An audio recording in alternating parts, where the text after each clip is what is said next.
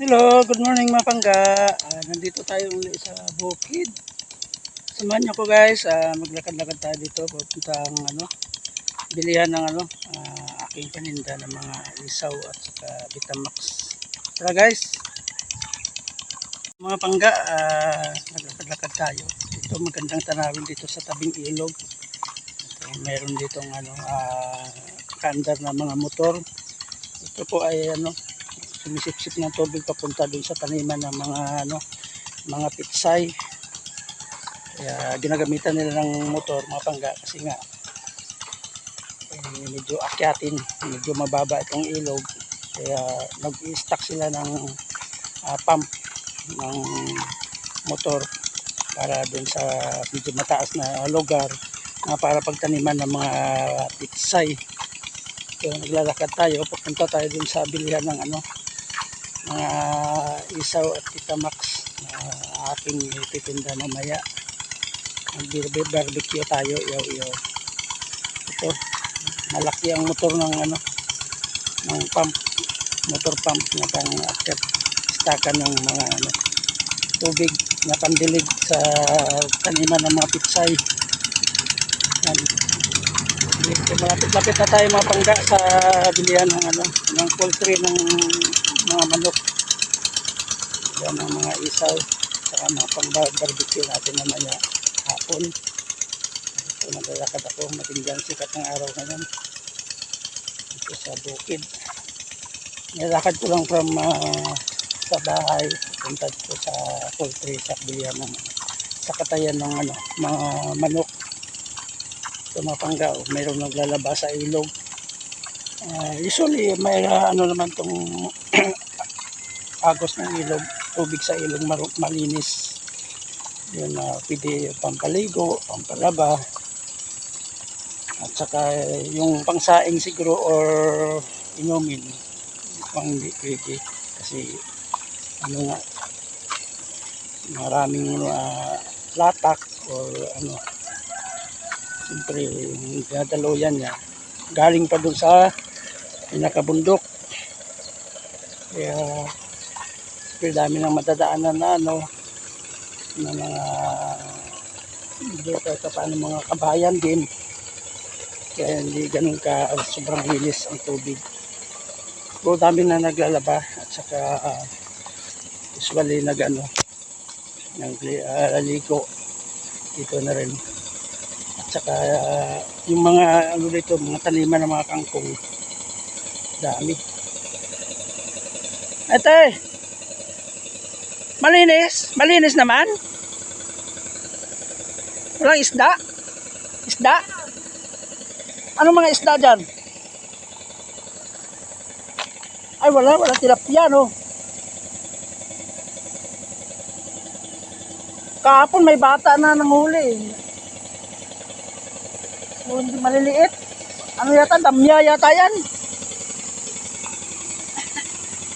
Maliliit no? Parang dilis. Tatawid ako dito sa bulan ng bilihan ng manok. May daanan dyan. Tawid ilog, di ba? Kabila sa kalsada, puntang South Mill.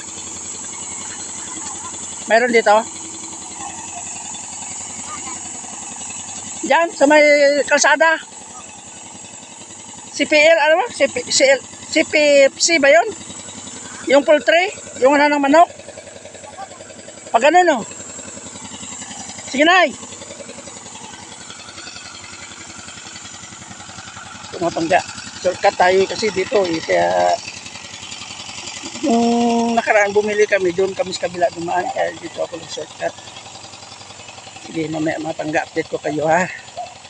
Ito patawid na tayo sa ilog kasi doon sa kabila ng daanan malayo, kaya dito ako nag shortcut sa papuntang poultry bilihan. So malapit ito ang shortcut, kaso nga lang medyo tatawid tayo sa ilog. Ito may ilog dito. Tingnan natin kung hindi malalim. Sana wala namang ahas dito. Kaya malago yung mga damo. Ito malinaw ang tubig Mapangga. mahinong tubig sa ilog. Yan. Kaya, yan, malatay lang tayo sa, sa batuhan. May mga talbos din dito mga pangga. Oh. Yan, saka daming kangkong. Gabi, yan. Yung mga ano dito. Marinig mo lang dito hindi ng ibon. Saka ang lalago ng mga, yan, mga pangga kangkong dami. Kaya kung ano ka lang dito, mas pag ka lang, manguha ng kangkong, malibre ka sa gulay. Sige, update ko kayo mga pangga. Mamaya pag doon tayo sa bilihan ng mga barbecue, ihaw-ihaw. Ito na mga pangga yung ating nabili na isaw at saka Vitamax, yung tawagin dugo ng manok, at saka ulo. Sige po, dito na lang kayo mamaya. Uwi na rin ito para marinig ko na ito maluto para may hapon start tayo na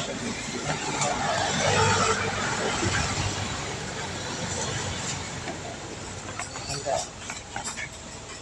Sige po.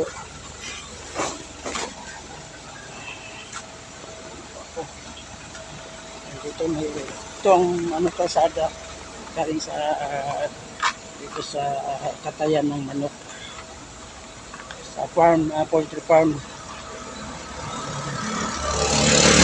Kaya dito ako nagsushortcut. Yan. Ito ang natawag ng katayan ng manok sa ito ang main entrance sa QPLC. Yan, QPLC. QPLC mga pangga ang pangalan ng bilihan namin ng katayan ng poultry dito. Dito na ako mga pangga sa Pilapil. Pauwi na ako ng bahay.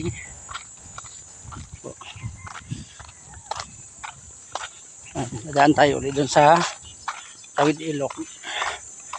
Ayan, dun sa amin. Dito kasi shortcut from highway sa bilihan ng poultry ng mga manok at saka mga pang barbecue yaw mamaya. Yan dito. Ilog ito.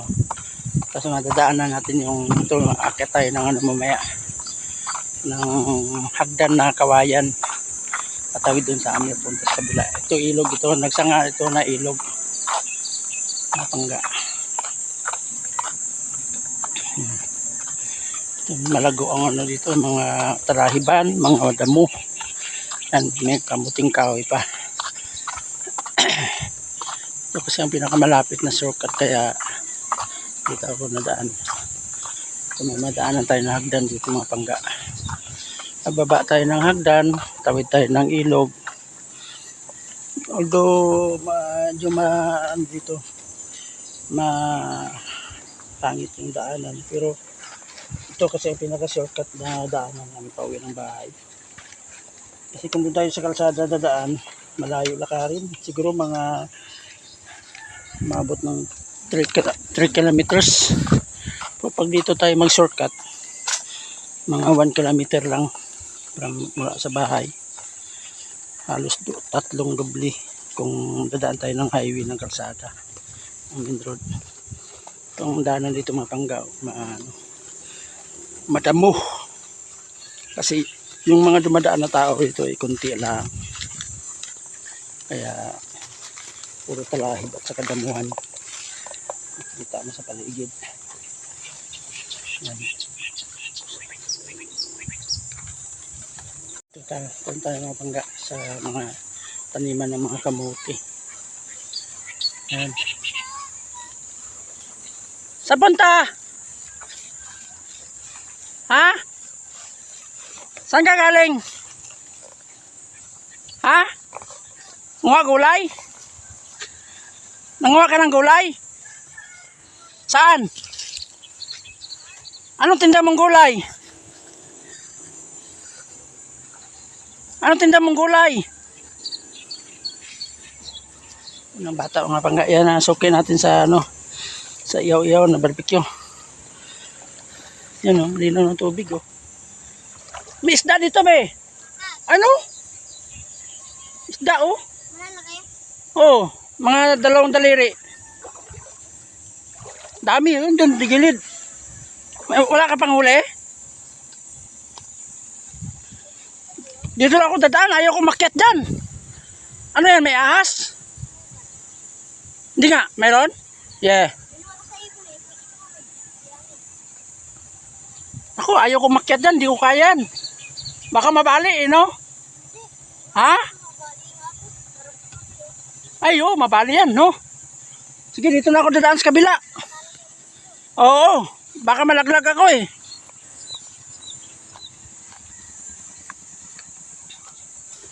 Yung mga pangga.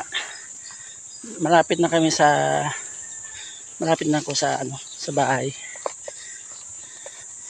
Nakatawid na tayo ng dalawang ilog. Magkasalubong kasi ng ilog dito mula doon sa amin at saka dito sa kabila from Southville. Yan, dito na tayo. Dito na tayo daan sa sa mga patag. Ayaw ko umakyat doon sa may sa may kawain na hagdan. Baka mabali kasi mukhang marupok na eh.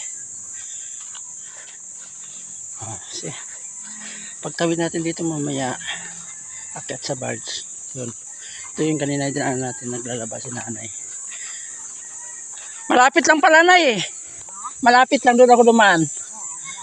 Oh, pagtawid mo lang ng ilog tapos may hagdan doon na kawayan. Sige nay. Ito may ilog mapangga. Yan. Malinaw ang tubig. Yan. Sige, thank you for watching mga pangga. Dito malapit na ako sa bahay. Thank you. Bye-bye. God bless us everyone. Bye.